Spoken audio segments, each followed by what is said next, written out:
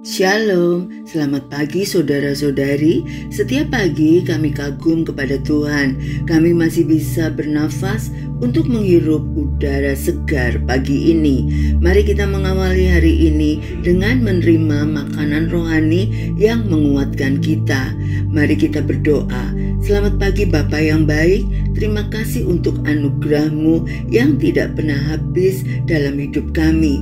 Beri kami hikmat Allah untuk bisa memahami dan mengerti kebenaran firman-Mu, sehingga firman-Mu menjadi terang dalam setiap langkah hidup kami. Dalam nama Yesus kami berdoa, amin.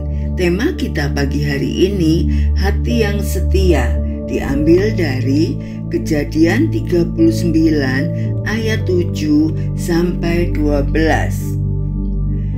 Selang beberapa waktu, istri tuannya memandang Yusuf dengan birahi, lalu katanya, "Marilah tidur dengan aku." Tetapi Yusuf menolak dan berkata kepada istri tuannya itu, "Dengan bantuanku, tuanku itu tidak lagi mengatur apa yang ada di rumah ini, dan ia telah menyerahkan segala miliknya pada kekuasaanku. Bahkan di rumah ini ia tidak lebih besar kuasanya daripadaku, dan tiada yang tidak diserahkannya kepadaku selain daripada engkau, sebab engkau istrinya. Bagaimanakah mungkin aku melakukan kejahatan yang besar ini dan berbuat dosa terhadap Allah?" Walaupun dari hari ke hari perempuan itu membujuk Yusuf, Yusuf tidak mendengarkan bujukannya itu untuk tidur di sisinya dan bersetubuh dengan dia. Pada suatu hari, masuklah Yusuf ke dalam rumah untuk melakukan pekerjaannya. Sedang dari seisi rumah itu, seorang pun tidak ada di rumah. Lalu perempuan itu memegang baju Yusuf sambil berkata, "Marilah tidur dengan aku." Tetapi Yusuf meninggalkan bajunya di tangan perempuan itu dan lari keluar. Seorang tukang kebun bekerja di taman istana. Suatu hari, raja datang diam-diam dan melihat bahwa tukang kebun itu tetap bekerja dengan tekun meskipun tidak ada pengawas. Raja bertanya, "Mengapa engkau bekerja keras ini padahal tidak ada yang memperhatikanmu?"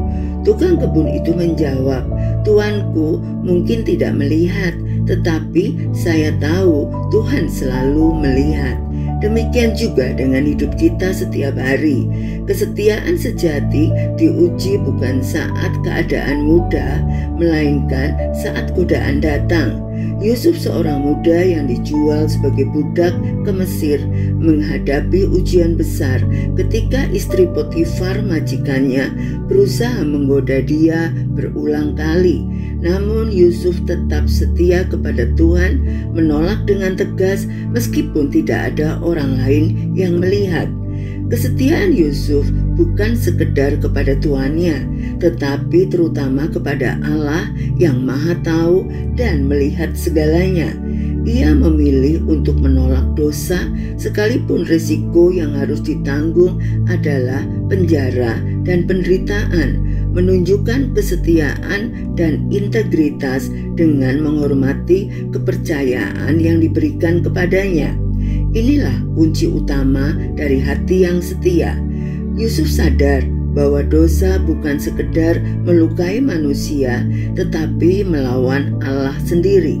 Ia memilih kesetiaan kepada Allah lebih dari kesenangan sesaat.